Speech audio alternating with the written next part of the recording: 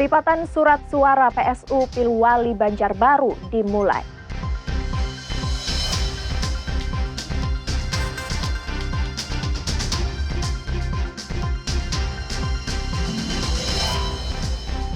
Polisi tangkap pengoplos beras SPHP.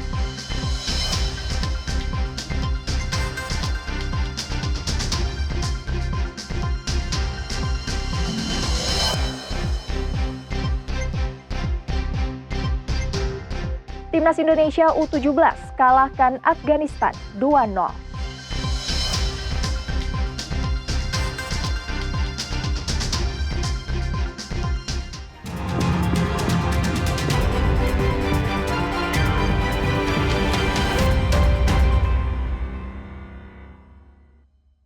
Halo, selamat pagi saudara. Senang kembali berjumpa dengan Anda di Kompas Kalsel hari ini, Sabtu 12 April 2025.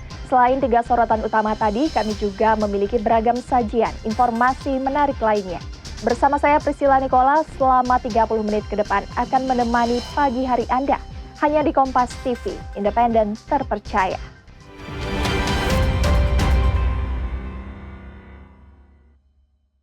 Mengawali berita Kompas Kalsel pagi ini, saudara. Jelang pemungutan suara ulang pemilihan wali kota dan wakil wali kota Banjarbaru. Petugas mulai tahapan sortir dan pelipatan surat suara.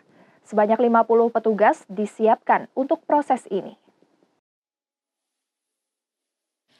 Sejak Kamis, 50 petugas mulai melakukan tahapan sortir dan pelipatan surat suara di gudang logistik KPU Banjarbaru. Tiap petugas ditugaskan untuk melipat 2 kotak surat suara yang setiap kotak berisi 1.000 lembar surat suara. Pekerjaan ini ditargetkan dapat selesai dalam 1 hari. Total terdapat 102 kotak surat suara atau total 204.000 surat suara yang akan dilakukan sortir lipat. Selain melipat, proses sortir juga dilakukan jika terdapat surat suara yang robek, rusak, atau tinta meluber.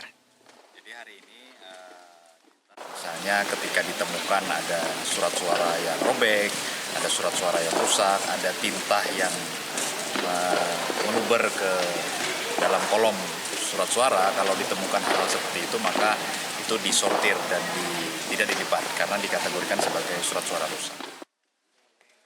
Seorang petugas mengaku sebelumnya ia juga pernah bertugas pada saat pemilihan presiden serta pilkada 27 November lalu. Ya. Waktu kapan tuh?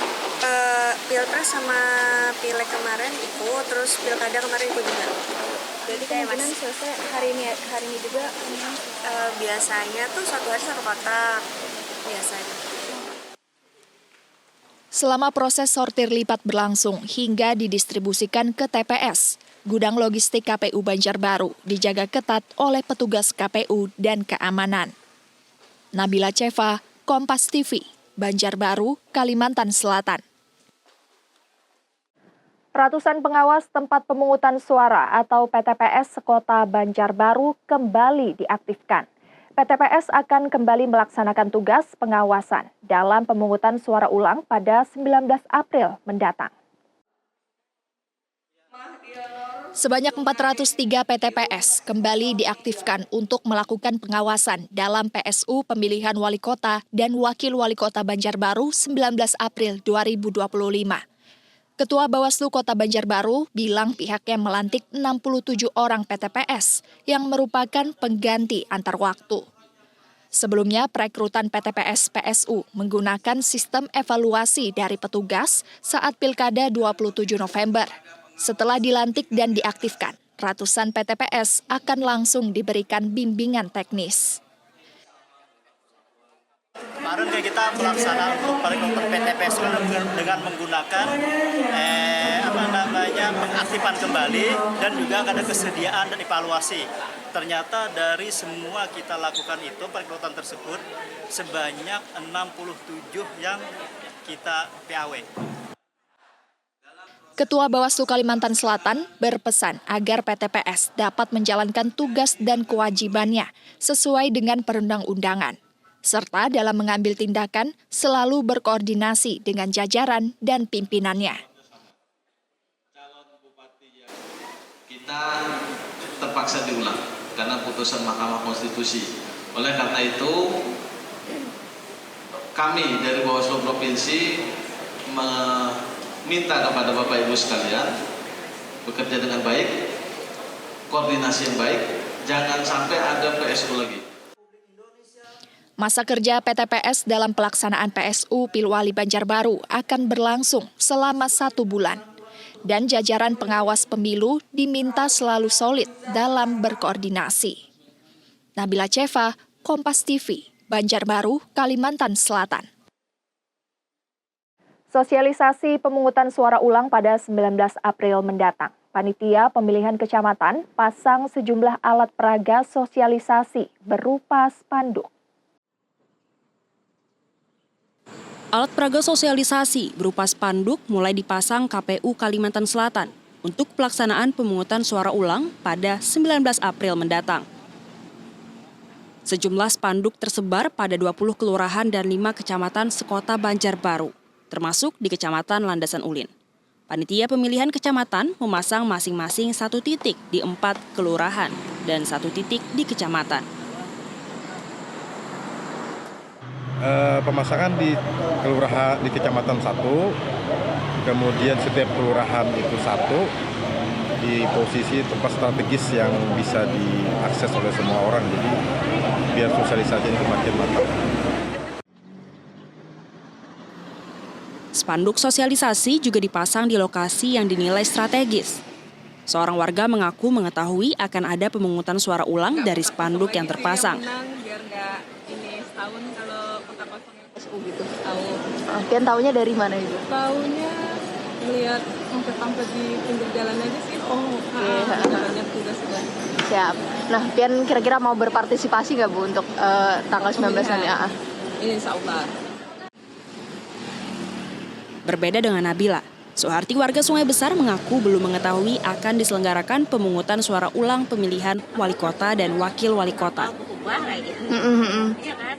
Nggak tahu sih beritanya akan ada pencoblosan tanggal 19.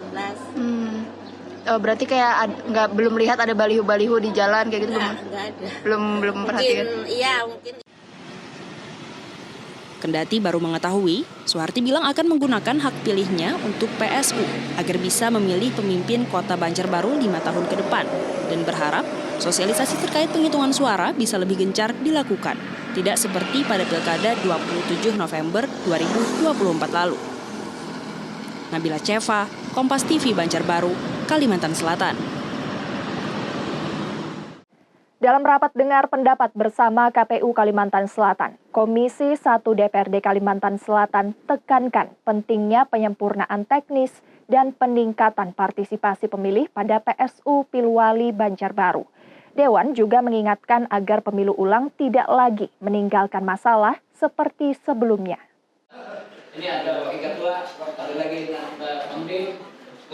Dalam rapat dengar pendapat di Gedung Dewan, Komisi 1 DPRD Kalsel meminta KPU mantapkan persiapan teknis dan meningkatkan partisipasi pemilih pada PSU Pilwali Kota Banjarbaru.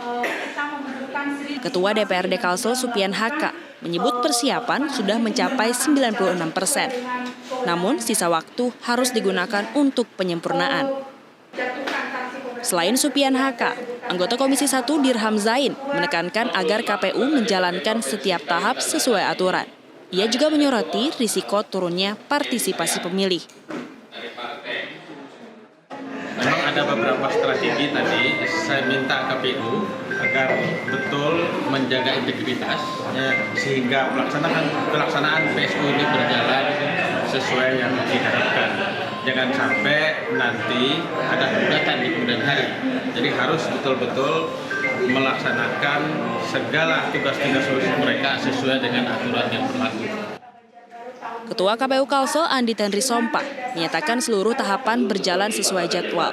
Selain itu, KPU akan terus melakukan sosialisasi untuk meningkatkan partisipasi, mulai dari publikasi media dan spanduk yang tersebar di tiap kelurahan. Antisipasinya kita tetap harus melakukan sosialisasi secara masif.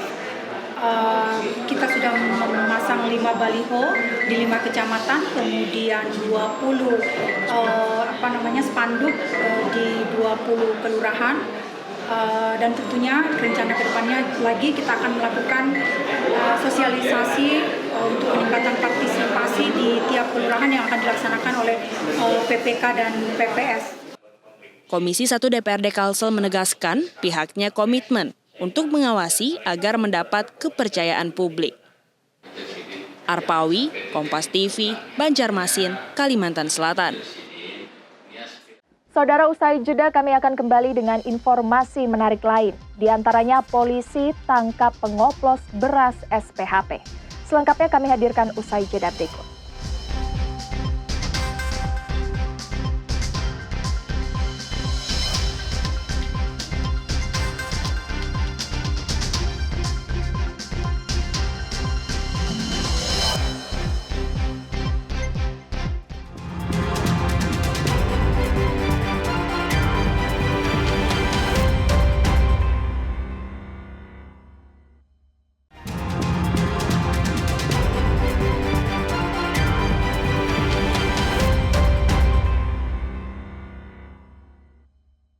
Anda masih bersama kami di Kompas Kalsel, Saudara.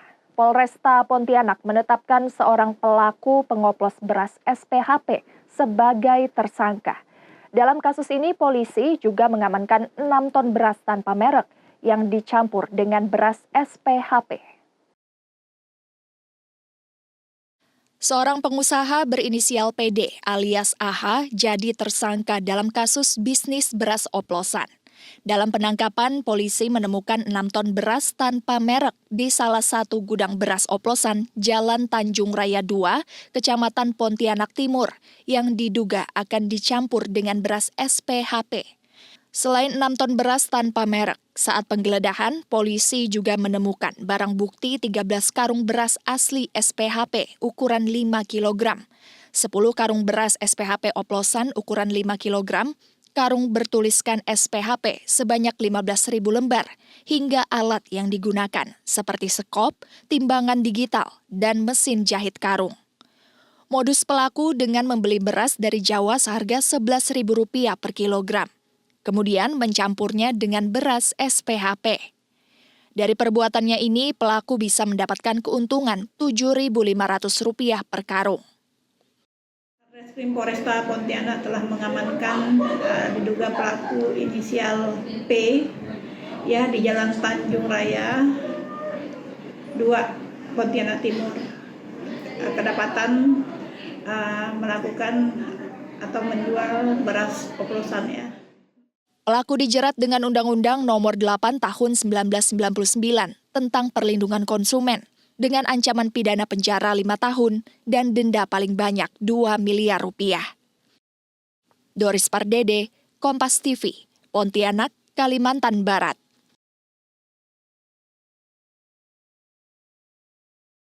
Sampah yang menggunung di tempat pembuangan sampah sementara TPS di Pasar Sentra Antasari mulai terkendali. Sampah tersebut gencar diangkut sejak Senin malam hingga Selasa siang.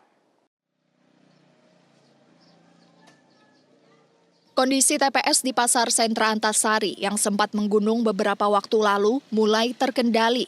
Tiap harinya sampah rutin diangkut hingga 3 kali sehari. Nantinya bak yang telah dipenuhi sampah akan diangkut truk dan digantikan oleh bak yang masih kosong. Saat ini TPS di Pasar Sentra Antasari telah diawasi oleh Dinas Pengelolaan Pasar, sehingga TPS ini hanya diperuntukkan oleh pedagang pasar. Warga pasar bilang kini kondisi sekitar TPS sudah jauh lebih nyaman dibandingkan beberapa waktu lalu. Naik lancar kayak ini nih. Istilahnya tuh bila ada pembuangan tempat akhirnya normal, ya normal sampahnya kayak itu. Pemerintah Kota Banjarmasin mengimbau nantinya tiap kelurahan harus menyediakan tempat pembuangan sementara serta mengelola dan memilah sampah yang ada, sehingga hanya residu yang diangkut ke tempat pembuangan akhir sampah. Naufal Rafif, Kompas TV, Banjarmasin, Kalimantan Selatan. Penggunaan tol fungsional Jembatan Pulau Balang saat arus mudik dan arus balik di Balikpapan berjalan aman. Jalur ini dinilai mampu urai kemacetan serta tidak ada insiden.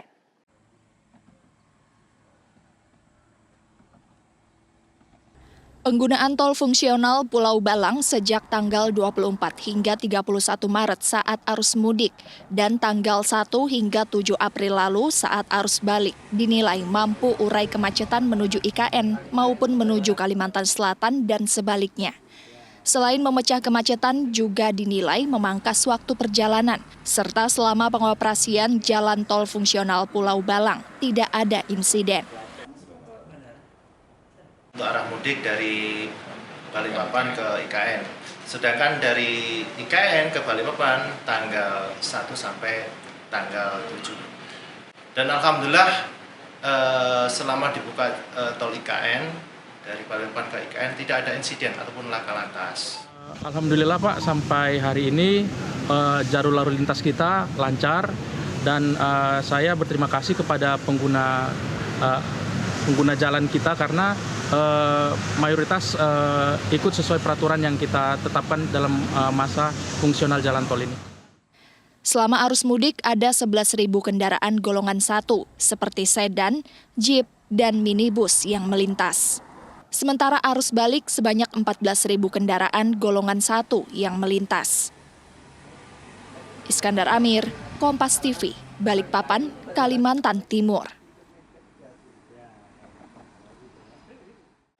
Informasi lainnya, Saudara, Pantai Istana Amal merupakan salah satu wisata yang ada di beranda Ibu Kota Nusantara di Kabupaten Penajam Pasir Utara. Saat liburan, Pantai Istana Amal diserbu pengunjung. Pantai Istana Amal merupakan wisata bahari yang berada di kawasan Serambi, Ibu Kota Nusantara, Kabupaten Penajam Pasir Utara. Pantai Istana Amal diserbu wisatawan di libur Lebaran, sebanyak 6.000 wisatawan yang mendatangi Pantai Istana Amal Penajam Pasir Utara sejak hari kedua Lebaran. Untuk tahun ini dari Lebaran kedua sampai dengan di kemarin, datanya itu ada 6.113 pengunjung yang datang ke Pantai Istana Amal. Dan ini cukup ramai sih dibanding hari-hari biasanya. Ini memang salah satu wisata yang ada di Serambi IKN ya Bang ya? Betul, jadi kalau Pantai Istana Amal ini adalah satu-satunya wisata, taman wisata yang berbatasan langsung dengan wisata bahari. Selain menawarkan keindahan wisata pantai yang langsung berhadapan dengan kota Balikpapan, Pantai Wisata Amal dinilai ramah anak-anak, banyaknya wahana bermain bagi anak. Wisatawan tidak hanya berasal dari kota Balikpapan dan Penajam Pasir Utara saja, namun ada dari Kalimantan Selatan. Bagus. Apa yang buat bagus ini Om? Pemandangannya pas buat anak-anak, buat di pantai, hiburan. Jadi bawa keluarga nih? Iya, bawa keluarga, anak. Dari mana? Dari selatan, Kalimantan Selatan. Dari Kalimantan Selatan, liburan ke sini? Iya. Bagus ya. Parkiran juga tertata, tempatnya sejuk. Bersih pantai. Ya, bersih. Juga sebenarnya nyaman buat anak-anak main. Ramah untuk anak-anak. Iya, ramah untuk anak-anak. Oke. Pantai Wisata Amal memiliki berbagai fasilitas mulai dari penginapan, wahana bermain anak, dan toilet umum. Iskandar Amir Dahlan, Kompas TV, Balikpapan, Kalimantan Timur. Saudara, rangkaian informasi tadi mengakhiri perjumpaan kita di Kompas Kalsel hari ini. Saya Priscilla Nicola beserta kru yang bertugas mengucapkan terima kasih atas kebersamaan Anda. Selalu saksikan beragam sajian informasi terkini dan teraktual lainnya hanya di Kompas TV, independen, terpercaya. Sampai jumpa.